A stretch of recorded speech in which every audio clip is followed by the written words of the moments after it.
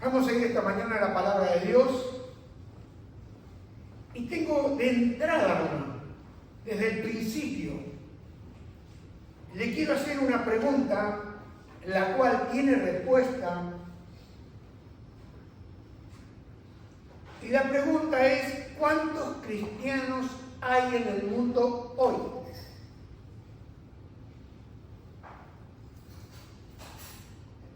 ¿Cuántos cristianos hay en el mundo hoy? Y quiero que veamos nosotros, ahí en Hechos 11, 26,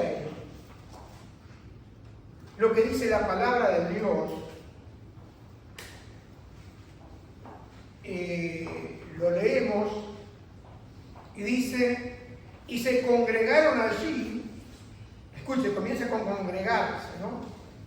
Allí todo un año con la iglesia y enseñaron a mucha gente. Y a los discípulos se les llamó cristianos por primera vez en Antioquía. Entonces vemos que cristiano, lo que significa a la pregunta que le estoy haciendo esta mañana, cristiano significa literalmente seguidor de Cristo o perteneciente a Cristo. Dígalo conmigo. Cristiano significa literalmente seguidor de Cristo o perteneciente a Cristo. Muy bien. Vemos acá lo que significa ser cristiano. Y la pregunta es, ¿cuántos cristianos hay en el mundo? Entonces, para saber cuántos cristianos hay, tenemos que ir a la palabra de Dios. Porque la palabra de Dios se encarga, porque la palabra de Dios es la regla en la cual nosotros debemos juzgar un asunto. ¿Entienden? No es lo que nosotros pensamos, no es lo que decimos, sino lo que dice la palabra de Dios. Y vamos a comenzar ahí en Lucas, capítulo 14, 15 al 24. Y vamos a ir viendo esta mañana, para que nosotros al final de esta predicación podamos ver y entender cuántos cristianos hoy hay en el mundo. Entonces dice así la palabra de Dios. Oyendo esto, uno de los que estaban sentados con él a la mesa le dijo: bienaventurado el que coma pan en el reino de Dios. Entonces Jesús le dijo: un hombre hizo una gran cena y convidó a muchos. Y a la hora de la cena envió a su siervo a decir a los convidados: venid, que ya todo está preparado. Y escuchen, y todos a una comenzaron a excusarse.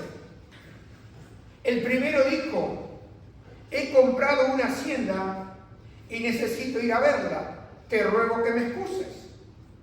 Otro dijo: he comprado 5 yuntas de bueyes y voy a probarlos, te ruego que me excuses. Y el otro dijo: acabo de casarme y por tanto no puedo ir. Vuelto el siervo, hizo saber estas cosas a su señor. Entonces, enojado, el padre de familia dijo a su siervo: ve pronto por las plazas y las calles de la ciudad y trae acá a los pobres, los mancos, los cojos y los ciegos. Y dijo el siervo: Señor, se ha hecho como mandaste y aún hay lugar. Dijo el Señor al siervo: ve por los caminos y por los vallados y fuérzalos a entrar, para que se llene mi casa. Porque os digo que ninguno de aquellos hombres que fueron convidados gustará mi cena. Hasta aquí la palabra del Señor. Acá podemos ver, en esta parábola, podemos ver de par en par la puerta de la salvación que está abierta. Y esa puerta abierta es una puerta que está abierta para los peores pecadores que ha habido y que habrá. quiere decir que es una puerta abierta para todos nosotros. Aún el apóstol Pablo dijo que él era el primero de los pecadores, para que se mostrara la misericordia y la bondad de Dios. Y vemos acá que en esta porción de esta parábola de Lucas, vemos resplandecer la gracia de Dios. La gracia de Dios que es gratuita y es incondicional. Ahora, cuando nosotros abrimos nuestra Biblia, vamos a encontrar pasajes que comienzan con un sí. Y el sí ya es algo que es condicional. Quiero decir, la gracia de Dios es incondicional. Pero acá en este pasaje encontramos, acá en Lucas 9:20 al 26, un sí que es condicional. Y le dijo: ¿y vosotros quién decís que soy? Entonces respondió Pedro y dijo: el Cristo de Dios. Pero él le mandó que a nadie dijesen esto, encargándoselo rigurosamente y diciendo: es necesario que el Hijo del Hombre padezca muchas cosas y sea desechado por los ancianos, por los principales sacerdotes y por los escribas, y que sea muerto y resucite al tercer día. Y escuchen, y decía a todos, dígalo conmigo, y decía a todos: si alguno quiere venir en pos de mí, niéguese a sí mismo, tome su cruz cada día y sígame. Porque todo el que quiera salvar su vida la perderá, y todo el que pierda su vida por causa de mí, éste la salvará. Y hace una salvedad al Señor Jesús. Dice: pues ¿qué aprovecha el hombre si gana todo el mundo y se destruye o se pierde a sí mismo? Porque el que se avergonzare de mí y de mis palabras, de éste se avergonzará el Hijo del Hombre cuando venga en su gloria y en la del Padre y de los santos ángeles. Acá vemos una gran pregunta. ¿Qué significa? Mirando este sí, alguno quiere. ¿Es la salvación tan gratuita como nosotros suponíamos? Porque yo hoy escucho a mucha gente que una vez salvo, siempre salvo. Todos somos salvados por la gracia. Pero acá vemos algo que dice, y que nos va a mostrar esta mañana, lo que nosotros suponíamos o no. Porque acá dice: si alguno quiere venir en pos de mí, que se niegue a sí mismo. ¿Debemos hacer nosotros algún arreglo con el Maestro antes que podamos ser contados nosotros como ovejas del rebaño del Señor? ¿Hay algún privilegio para unos y para otros no? ¿Hay una demanda para algunos y para otros no? Porque yo quiero que usted vea que la gracia resplandece y la gracia no exige nada a nadie. No se le impone ninguna condición a la persona. Cualquiera puede venir y cualquiera puede venir y recibir la gracia de Dios. Ahora la pregunta es: ¿qué es la gracia de Dios? Teológicamente, la gracia de Dios es el favor inmerecido que Dios otorga a los seres humanos, a las personas, y no se puede ganar ni se puede merecer. Es un regalo gratuito de parte de Dios. Eso es lo que es la gracia. Significa un favor inmerecido, porque la gracia es el amor y la bondad de Dios derramada hacia nosotros, los pecadores, no porque merezcamos ese amor y esa gracia derramada, sino porque Dios nos lo quiere dar mostrando y demostrando su misericordia. Porque es la misericordia de Dios la que se revela en mi corazón.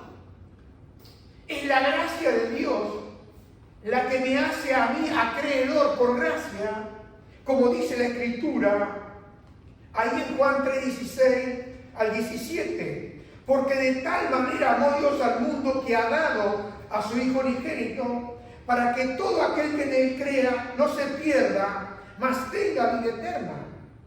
Porque no envió Dios a su Hijo al mundo para condenar al mundo, sino para que el mundo sea salvo por él. Y en Efesios 2:8 al 9, dice, porque por gracia sois salvos por medio de la fe, y esto no es de vosotros, pues un don de Dios, no por obra, para que nadie se gloríe. Ahora, cuando nosotros queremos gracia, queremos recibir esa gracia, queremos recibir esa verdad de Dios que es la palabra de Dios, vamos a ver ahí quién es la verdad y quién es esa gracia. Y vemos ahí en Juan, el Evangelio, Juan 1:14 al 17, dice, aquel verbo fue hecho carne y habitó entre nosotros, y vimos su gloria, gloria como del unigénito del Padre, lleno de ¿qué? De gracia y de verdad. Y versículo 15 dice, Juan dio testimonio de él, está hablando de Juan el Bautista, y clamó diciendo, este es de quien yo decía, el que viene después de mí es antes de mí porque era primero que yo. Y miren lo que dice Juan el Bautista, porque de su plenitud tomamos todo, gracia sobre gracia. Pues la ley por medio de Moisés fue dada, pero la gracia y la verdad vinieron por medio de Jesucristo. ¿Le puede dar un aplauso al Señor Jesucristo? ¡Aleluya! Acá vemos que nosotros, para recibir gracia y verdad, tenemos que recibir a Cristo. Ahora, ¿qué sucede? Después que uno ha venido a Él nos pone a prueba. Él pone a prueba a aquellos que han escuchado el Evangelio de la gracia de Dios. Él pone a prueba para ver si verdaderamente esas personas han creído en Jesucristo. Entonces viene la condición del discipulado, cosa que hoy no se explica. Mire, yo ya no oro más para que usted reciba a Cristo. Usted lo va a recibir. Yo le predico y usted lo recibe. Porque uno no puede forzar a una persona a recibirlo. Uno lo recibe. Y entonces vemos que la muestra del discipulado es la condición que Cristo nos muestra a cada uno de nosotros para que distingamos nosotros. Una cosa es la gracia y otra cosa es el discipulado. Pero quiero decirle, hermano y amigo, que los dos van juntos. Y tienen que ser puestos en el orden que Él lo dio. ¿Me entiende? Y es la forma, primero vemos la gracia, que es la forma especial que adopta el Señor cuando derrama sobre cada una de las personas que son indignas, que no merecen nada, ese amor, y se adapta a cada uno de nosotros. Porque ninguno de nosotros cuando Cristo llegó, estábamos en la misma condición. Aunque estábamos perdidos, pero cada uno, de una manera diferente, recibimos en ese momento ese amor de Dios derramado en nuestro corazón. Porque creímos.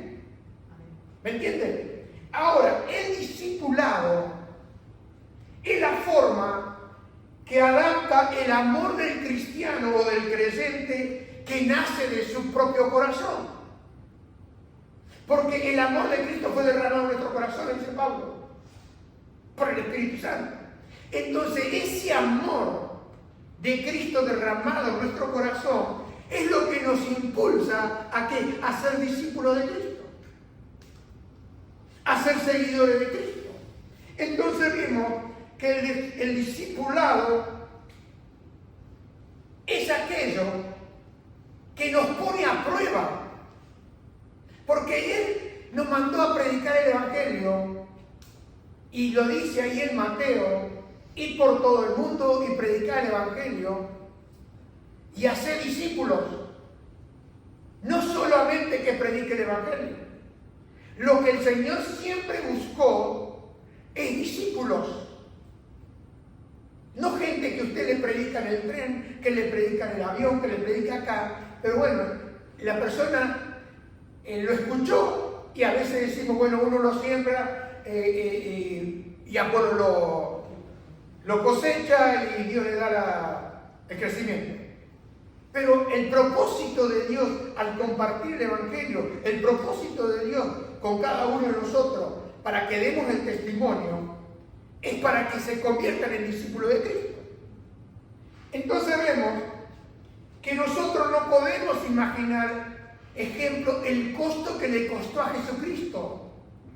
Porque lo dice ahí en 2 de Corintios 5:21, dice: al que no conoció pecado, por nosotros lo hizo pecado, para que nosotros fuésemos hechos justicia de Dios en Él, en Cristo Jesús, en el amado del Padre.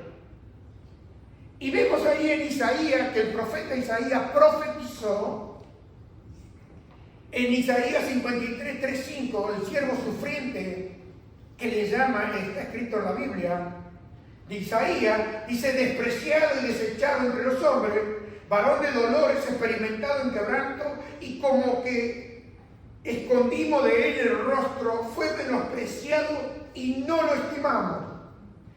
Y versículo 4 dice: ciertamente llevó él nuestras enfermedades y sufrió nuestros dolores, y nosotros le tuvimos por azotado, por herido de Dios y abatido. Mas el herido fue por nuestras rebeliones, molido por nuestros pecados, y el castigo de nuestra paz fue sobre él, y por su llaga fuimos nosotros curados. Acá vemos que Jesús se hizo pecado por nosotros. ¿Qué significa esto? Que Él cargó con nuestra culpa, que Él sufrió en nuestro lugar, que Él fue tratado como un pecador sin haber pecado nunca, siendo el hombre, el único hombre que caminó en esta tierra, que habitó esta tierra sin ningún pecado. Entonces, ¿qué hizo? Él cargó con nuestros pecados para que nosotros, los pecadores, seamos hechos justos ante Dios. Y eso es por la fe y la obra de Jesucristo hecha una vez y para siempre. Ahora, la pregunta: para nosotros la salvación no nos cuesta nada. ¿Estamos de acuerdo? Nadie puede decir: a mí la salvación me costó. No. La salvación es por gracia y a usted no le cuesta nada. Ahora, la otra pregunta: ¿cuánto cuesta el discipulado? Cuesta sacrificios, y sacrificio en todos los sentidos. Y vamos a ver algunos sacrificios, porque quizá usted ya lo ha pasado, lo está pasando o lo pasará. Porque vamos a hacer vamos a pensar en esto, vamos a mirar, vamos a hacer una pequeña radiografía. Es como cuando va al médico y se saca de sangre, fíjate a ver, y vamos a hacer una pequeña radiografía. Porque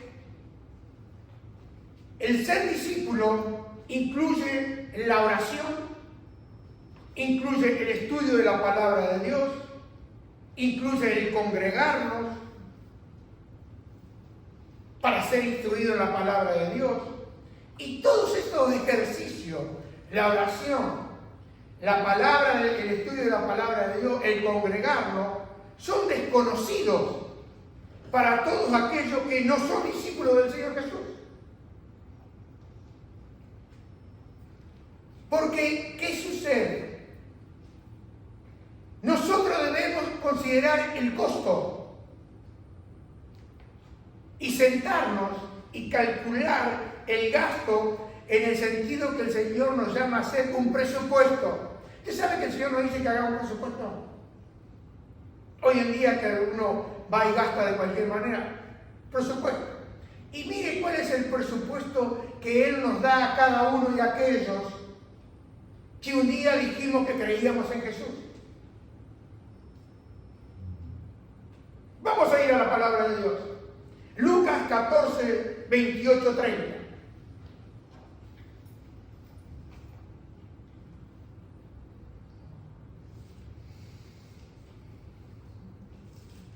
Mire acá.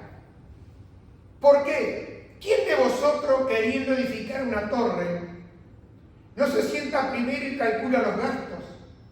A ver si tiene lo que necesita para acabarla. No sea que después que haya puesto el cimiento y no pueda acabarla, todos los que lo vean comienzan a hacer burla de él diciendo: este hombre comenzó a edificar y no pudo acabar. Acá vemos que el Señor lo que nos está dando es que recalculemos el precio del discipulado. Porque esto Él lo habló a los discípulos. Lo habló a los discípulos y se los dio a ellos porque la palabra de Dios nos muestra que el Señor nos ha dado todos los recursos a nosotros por la gracia y la misericordia de Él para que nosotros podamos seguir adelante. Ahora, la gracia y el discipulado van los dos de la mano, cosa que hoy vemos una sola mano. Hoy no vemos uno tomado de la otra. Pero no podemos invertir en el establecimiento de las normas de Dios. Primero la gracia y después de la otra mano el discipulado. ¿Estamos de acuerdo? ¿Lo tenemos claro? Porque no podemos ser discípulos y después recibir la gracia. Porque no somos salvos por obras, sino somos salvos por la gracia, por el favor inmerecido de Dios, por el favor inmerecido de Cristo, por la obra de Jesucristo. Entonces, ese favor que yo no he merecido, me toca lo más profundo de mi ser. Entonces me lleva a la otra mano, que es el discipulado.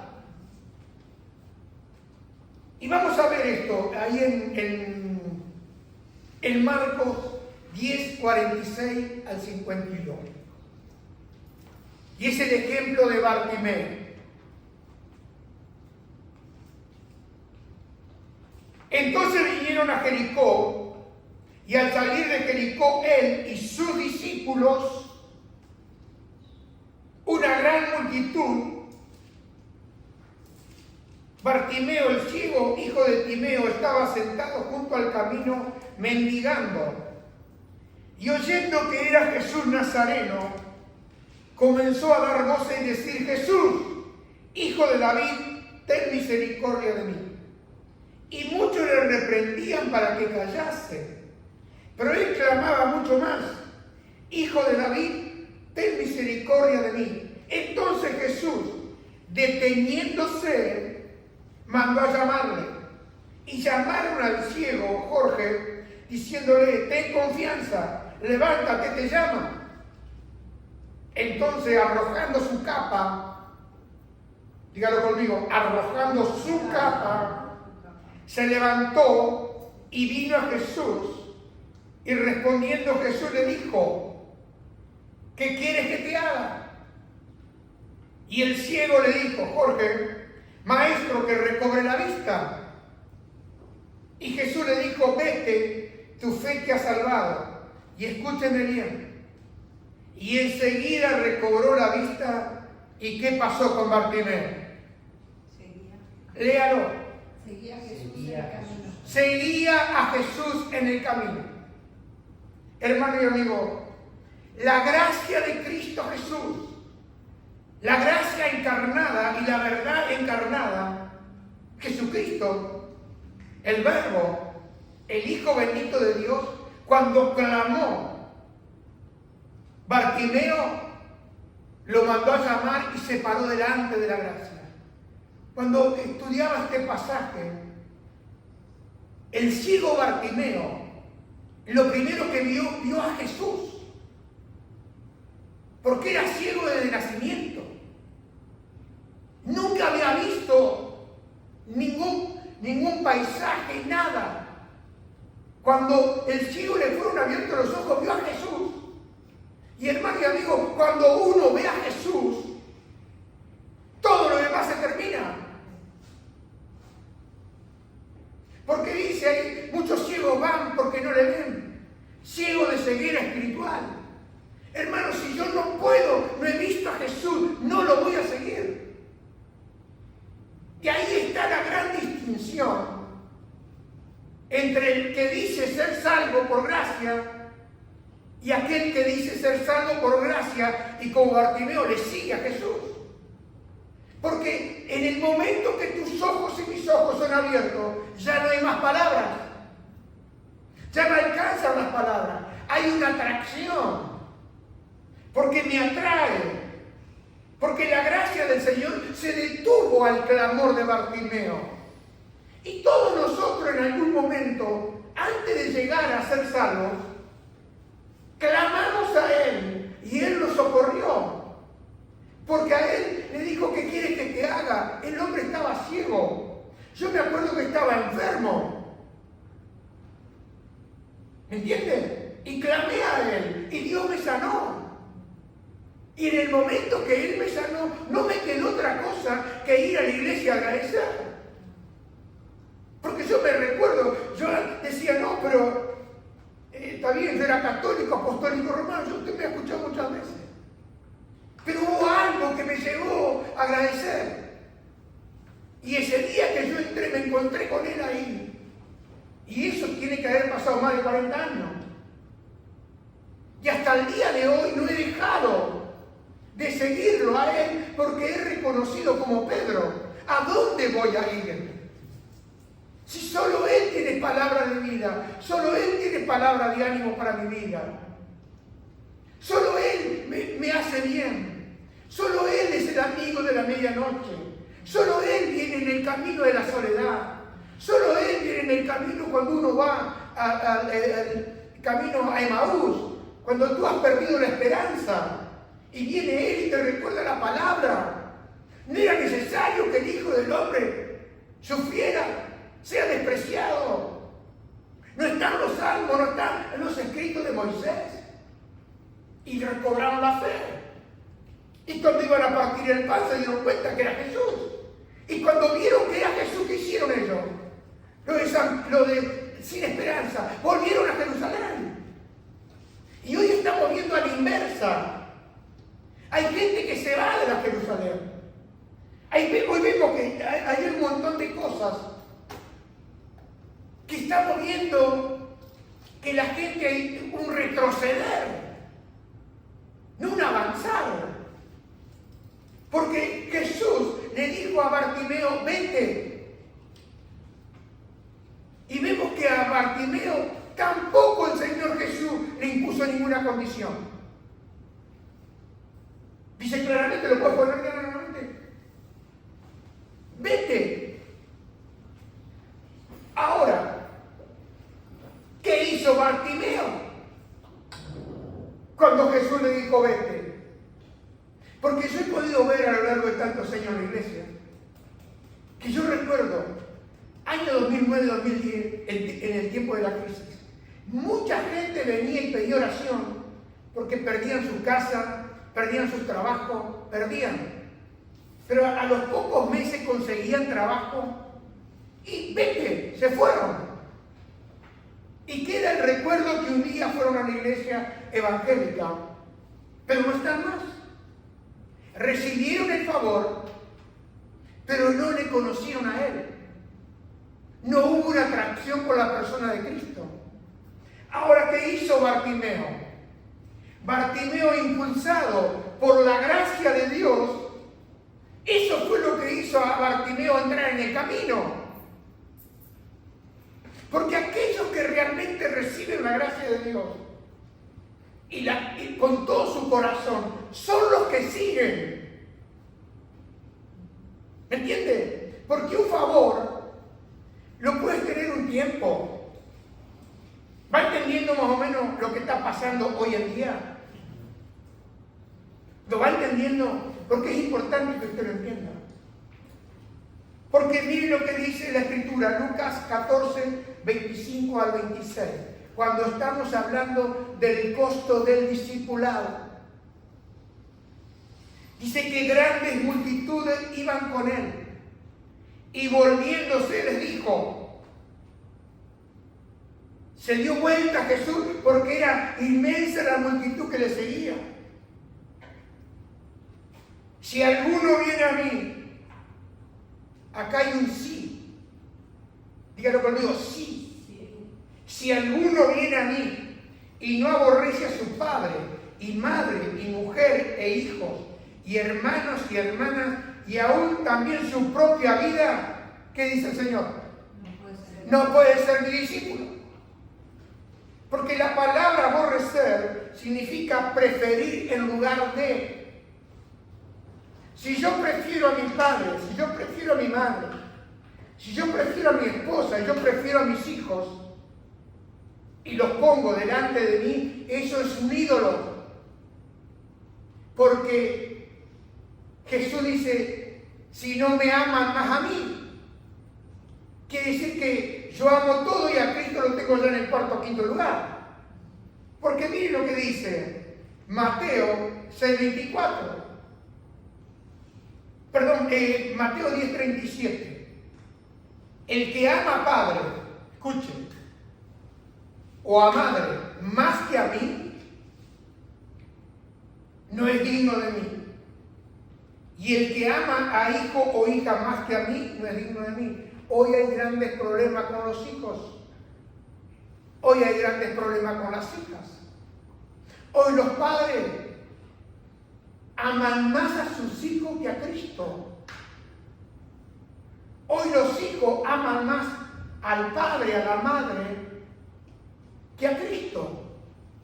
Porque yo recuerdo cuando nosotros nos convertimos, y ahí voy al principio del camino, hubo un conflicto.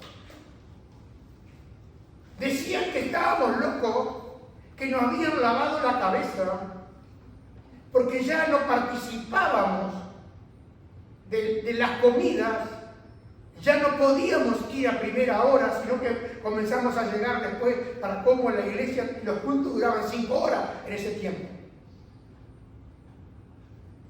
Entonces llegábamos cuando ya habían terminado de comer. Y se tuvieron que adaptar a nosotros. Porque yo creo que el primer mes y los primeros 2 meses, nosotros íbamos el viernes porque teníamos comida en familia. Pero llegó un momento que tuvimos que decidir. Y decidimos por Cristo. Y desde el día que decidimos por Cristo, las cosas no fueron tan bien del lado de la familia. Pero lo dice claramente la palabra. Decidimos por Él y hasta el día de Él estamos aquí. Cuando nosotros, el Señor nos llamó para venir acá a España, nuestras familias quedaron tremendamente conmovidas, en un sentido de la palabra. Porque ¿cómo podíamos nosotros salir con 5 hijos y venir a un país que en ese tiempo, 30 años atrás, era mucho más desconocido que ahora? Porque ahora tenemos conexión directa con todos los sitios. Pero veníamos a un lugar donde le llamaban el cementerio de los pastores. Y nosotros obedecimos a Cristo. ¿Por qué obedecimos? Porque el verdadero discípulo sigue a Cristo. Obedece la voz del maestro. Obedece la voz del pastor. Y el costo te cuesta todo. Porque nosotros, hermanos y amigos, lo tuvimos que dejar todo. Tuvimos que dejar padre, madre, trabajo, todo lo que tenía que ver con relaciones, amigos. Los amigos desaparecieron también. Y aún en este tiempo han desaparecido todos. ¿Qué pasa? Uno se ha convertido en el ogro. Como dijo Pablo, por causa de haberle dicho la verdad, me he convertido en enemigo de vosotros. ¿Me entienden? Entonces yo quiero ver, porque quizá usted está sufriendo también este conflicto. Y ese conflicto lo está sufriendo porque usted es un verdadero discípulo de Cristo. Porque ha hecho un compromiso con Él. Entonces no espere que todos vuelvan a usted. Y aún dejó claro el Señor en la palabra que se conviertan ellos a vosotros, pero vosotros no te conviertas a ellos. ¿Le puede dar un aplauso a Jesucristo? ¡Aleluya! Porque ese es el costo del discipulado, porque nosotros no podíamos pagar el precio de nuestro pecado. Nosotros no podíamos ser acreedores a la gracia por nuestro mérito. Nosotros hemos recibido el amor de Cristo por gracia. Y cuando recibimos a Cristo, recibimos al Espíritu Santo. Y Jesús dijo, el Espíritu Santo estará con vosotros y en vosotros. Él estará con ustedes y en vosotros, está hablando dentro nuestro. Y ahora obedecemos la voz del Espíritu Santo. Porque Jesús dijo, mis ovejas, y yo les llamaría mis discípulos, oyen mi voz y me siguen. ¿Entienden? Entonces vemos que acá dice en Mateo 6:24, ninguno puede servir a dos señores, porque o aborrecerá al uno y amará al otro, o estimará al uno y menospreciará al otro. Y dice, no podés servir a Dios y a la riqueza. No podés servir. Quiere decir que tengo que decidirme o por Cristo o por las riquezas. Y yo recuerdo cómo Dios me transformó, porque Él tuvo que llevarme al punto y demostrarme lo que habían hecho mis ambiciones. Porque yo era un hombre muy ambicioso. Y acá dice, no podés servir a los señores. Tuve que ser libre de la ambición. ¿Me entienden? Y tomar la decisión por Cristo. Por eso cuando Él nos pidió, los que nos pidió, no hubo problema en dejarlo. Fue la gracia de Dios que nos ayudó a dejarlo. Porque nosotros somos de aquellos que tomamos la mano y no queremos soltar. Nosotros somos personas que lo tengo, es mío, me pertenece. No somos de soltar, no somos de dar. Pero Dios me llevó claramente y tuvimos que renunciar a todo. Y dice la Escritura, cualquiera que haya dejado padre, madre, o casa, o campo, o todas esas cosas encuadran en lo que nosotros estamos con mi esposa en Argentina. Dice, ¿recibirá más? No le quiero dar la cifra para que no saque la cuenta. Hermano y amigo, Jesús nos muestra cómo nosotros debemos seguirlo. Y aquellos que quieren seguirlo tendrán que pagar un precio. Hoy no hay gente dispuesta a pagar un precio. Ejemplo. ¿Se acuerda cuando vino el joven rico a Jesús? Dice que vino corriendo este hombre. Vino corriendo, y era un hombre principal. Le preguntó a Jesús, maestro bueno, ¿qué haré para heredar la vida eterna? ¿Y sabe lo que le dijo Jesús? ¿Por qué me llamas bueno? Porque lo estaba tanteando. Le dice, ¿por qué me llamas bueno? Ninguno es bueno sino solo Dios. Jesús estaba probando si él lo estaba reconociendo a Jesús como Dios. Porque Jesús es Dios, es el Hijo de Dios. Es el resplandor de la gloria de Dios. Y vemos acá que Jesús le dice, los 10 mandamientos, ¿sabes? No adulterarás, no matarás, no hurtarás, no dirás falso testimonio, honra a tu padre y a tu madre. Y él le dijo, todo esto lo he guardado desde mi juventud. Ahora fíjese, Jesús le dijo los 10 mandamientos y comenzó por no adulterarás. Él sabía que él no era un adúltero. Ahora, acá en esta parte, ¿Cómo comienzan los 10 mandamientos? Comienza: amarás al Señor tu Dios con todo tu corazón. Y acá en este hombre no vemos nada de un amor de Dios, un amor a Dios con todo el corazón. ¿Lo van teniendo claro? Este es un gran detalle. Porque él dice: he honrado a mi padre, no he dado falso testimonio. Era un religioso bien montado, como hay muchos hoy. Entonces le dice: todo eso lo he guardado desde mi juventud.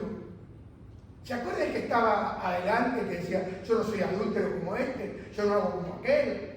Y estaba el que estaba en el fondo: Señor, se propició a mí. Tengo una prédica de esa. Pero ¿sabe, hermano? Dice: todo lo he guardado de mi juventud. Estaba así, porque guardaba todo. Pero cuando le tocó la parte de arriba, dice: amarás al Señor de Dios con todo tu corazón, que Jesús no se lo mostró. Pero mire lo que le dice Jesús. Jesús, oyendo esto, le dijo: aún te falta una cosa.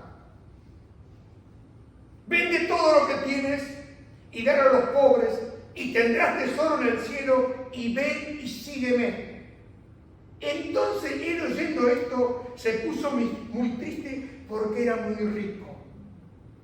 Era un hombre que tenía un ídolo en el corazón. Era un hombre que amaba las riquezas.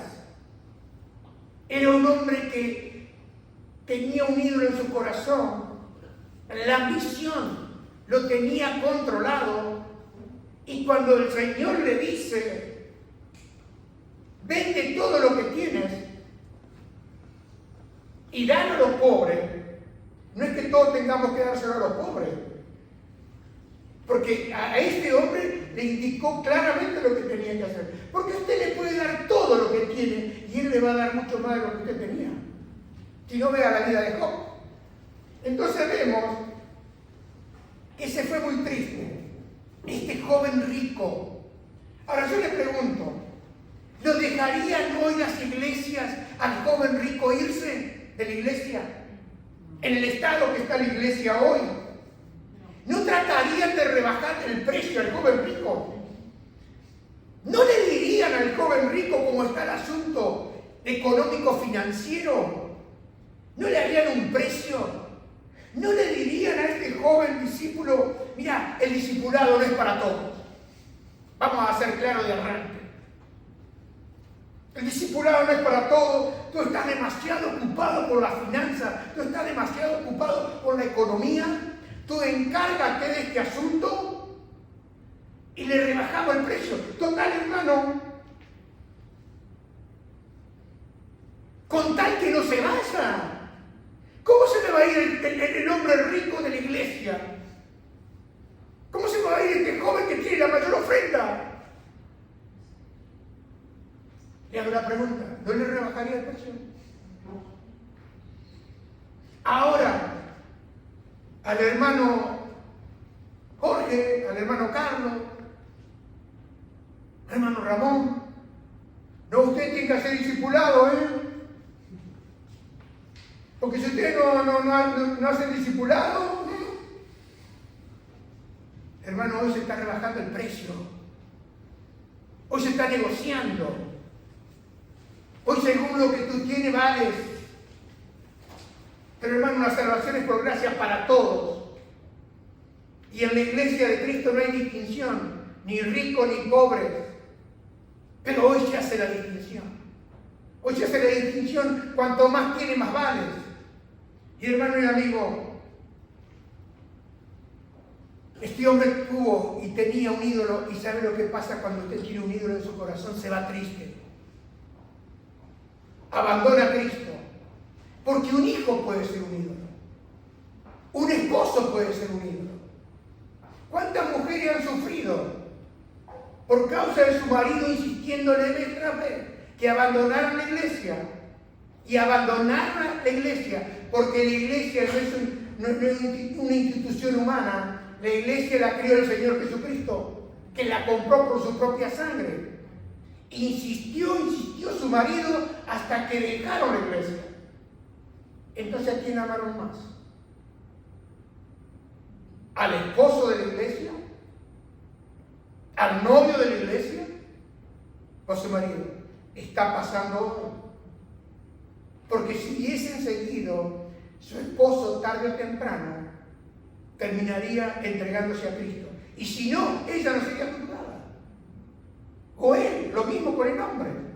¿Sabe, hermano? La pregunta que comenzamos: ¿cuántos cristianos hay en el mundo hoy?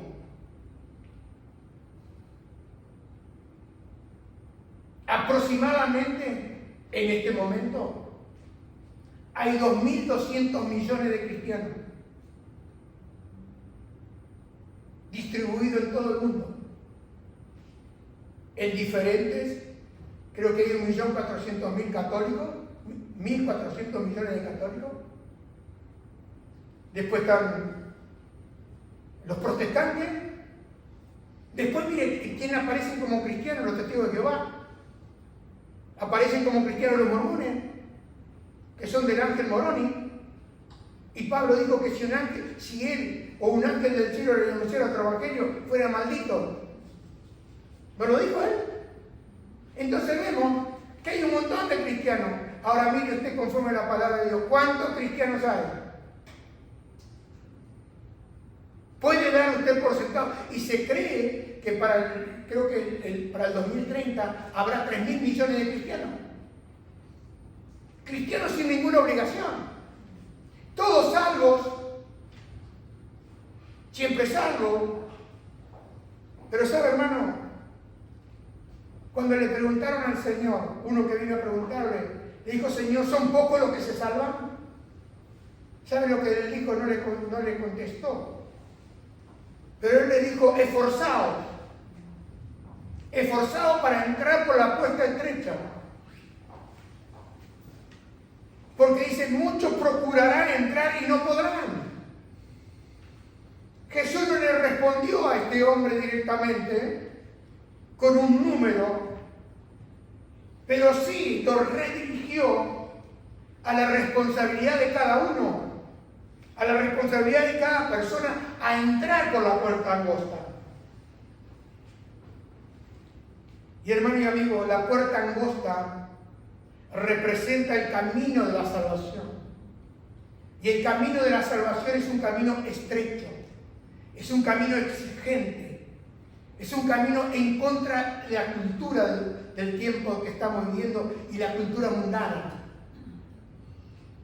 No es un camino amplio, no es un camino cómodo, hermano, porque la palabra esforzado implica lucha y implica decisión. Y se requiere, para poder luchar de esta manera, se requiere una entrega total y absoluta al Señor Jesucristo. Un compromiso determinado de seguirlo a Él. Una responsabilidad, porque me tengo que arrepentir de mi pecado para poder entrar en ese camino. Y tengo que tener una fe que sea sincera y una perseverancia, porque Jesús dijo: el que perseverare hasta el fin, ese será salvo. Ahora, la Escritura nos dice que muchos van a intentar entrar, pero será tarde. Porque sin sinceridad y sin una fe sincera, hermano y amigo, es muy difícil que pueda llegar a entrar. Porque, hermano y amigo, hoy hay muchos que se dicen ser cristianos y lo son o no lo son. Y quiero, para terminar, ahí lo que dice 1 Corintios 11:31, dice: pues nos examinásemos a nosotros mismos, no seríamos juzgados. Si pues nos examinásemos a nosotros mismos, no seríamos juzgados. Quiere decir que usted y yo debemos hacer un examen. Examinarnos a nosotros para que nosotros no seamos juzgados. Y hermano y amigo,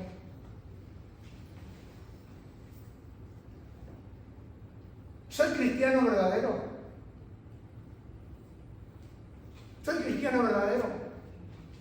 Porque cuando comencé a predicarle, le dije que fueron llamados cristianos por primera vez ahí en Antioquía, después de una gran persecución.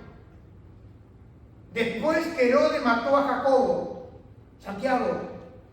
Después que encarceló a Pedro para matarlo y la iglesia se unió en un clamor y fue libre. Y fue salvado Pedro de la muerte porque tenía una palabra de Dios que él abriría el evangelio a los gentiles. Entonces vemos que se llamaban cristianos porque eran seguidores de Cristo. Se les llamó cristiano porque eran personas que estaban comprometidas con Jesucristo. Y ese compromiso era un compromiso claro. Ellos eran distintos a los otros grupos religiosos que vivían de una manera diferente. Y ellos vivían de una manera como cristianos porque reflejaban a Cristo. Donde iban, vivían de otra manera.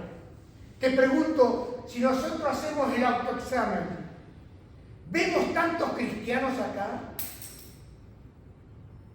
¿Vemos tantos cristianos? Aún en esta pregunta que yo hice de cuántos cristianos hay en el mundo, hablan de que Europa es el lugar donde más ha decrecido el cristianismo. Y cuando hablamos que decreció el cristianismo, estamos hablando que decreció la Iglesia Católica, porque hoy los templos se alquilan para fiestas. Hoy se ponen restaurantes en las catedrales, en Alemania, en Inglaterra, cunas de avivamiento. Estos días me acaba de contar una persona que fue a una iglesia en Barcelona donde son lesbianas. Están dirigiendo la iglesia. Y yo le dije, ¿cómo vas a ir a una iglesia donde Cristo no está? Entonces, hermano y amigo, te están rebajando el precio para que tú vayas. Pero no te van a enseñar, no te van a exhortar, no te van a hablar la verdad. Porque usted ve que si uno predica el evangelio y predica la verdad, ¿qué te sucede?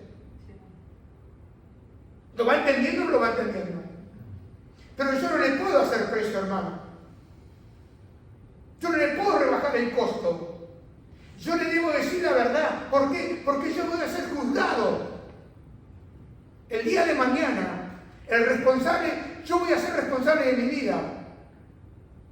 ¿De qué le prediqué a las personas? ¿Qué fue lo que les dije? ¿Entienden? ¿Por qué? Porque mi compromiso fue con Él. Y a Él, por decir la verdad, lo abandonaron. A Él, por decir la verdad, lo persiguieron. A Él, por decir la verdad, lo difamaron. Y Él dijo que si del árbol lo hicieron así, ¿cuánto más haría con la rama? Hermano y amigo, ¿es usted un verdadero cristiano? Va a tener problemas. Si usted es un verdadero cristiano, un verdadero hijo de Dios, que quiere vivir reflejando la persona de Jesucristo y siendo un testimonio, hablando o no hablando, va a tener problemas. Y Jesús dijo, los enemigos del hombre son los de su casa. Ahí es donde más se va a tener problemas. Amén. ¿Está de acuerdo usted? Amén. Juzgue por la palabra. Porque esa es la regla de oro. Pablo dijo, si somos infieles, Él permanece fiel. Él no puede negarse a sí mismo. Pero Él dijo, si nosotros le negamos, Él nos va a negar. ¿Y qué es negarnos? Volvernos atrás, abandonar el camino, volver al camino ancho, volver a las andadas. Y Pedro se encargó diciendo que era peor como la puerca que vuelve a su vómito. ¿Está de acuerdo usted? Bueno, esforzados para seguir en el camino angosto. Porque hay algo muy importante. En el camino angosto solamente hay lugar para dos personas. Y esas dos personas son Jesús y usted. Es tan angosto que usted puede intimar en ese camino. Que usted puede hablar de ese camino. Porque si usted va en la multitud no lo van a escuchar. Pero yo doy gracias a Jesús, porque Él miró la bajeza, como dijo María, ha mirado la bajeza de su siervo, ha mirado la bajeza de mi vida. Y hay una canción que estábamos cantando, Amado de mi alma, porque hay una verdad que solamente la vida cambia cuando uno lo conoce a Él. Porque donde uno recibe tanto amor, donde uno recibe tanta gracia, donde uno recibe ese perdón de nuestros pecados, los pasados, los presentes y los que cometeremos, porque somos pecadores, pero limpiados y lavados y comprados por la sangre de Jesús. Así que, hermano y amigo, examínese usted. ¿Es un verdadero cristiano? ¿Está con el grupo de los que estaban en Antioquía? Que caminaban y hablaban y trabajaban reflejando a Jesús. Y con razón la iglesia crecía, porque había un testimonio viviente. El maestro se paseaba en esa ciudad. Y desde esa ciudad fueron enviados Pablo y Bernabé. Y dice que se congregaron un año en esa ciudad. ¿Para qué? Para ser enseñados, exhortados, encaminados. Porque, hermano, si dejamos de venir a la iglesia,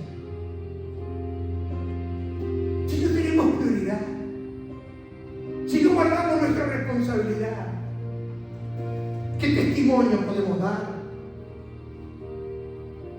Dice aquel que construye una torre que haga la cuenta.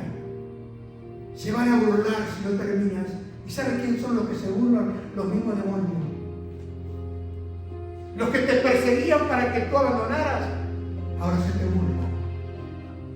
Pero yo tengo al Hijo de Dios morando en mi corazón. Porque un día abrió mis ojos como a Bartimeo. No me pidió nada, pero no pude dejarlo. Al contrario, Pablo dijo que el amor de Cristo nos constriñe, nos impulsa, nos aprieta contra el pecho de Jesús. Vamos a escuchar esta canción de favor.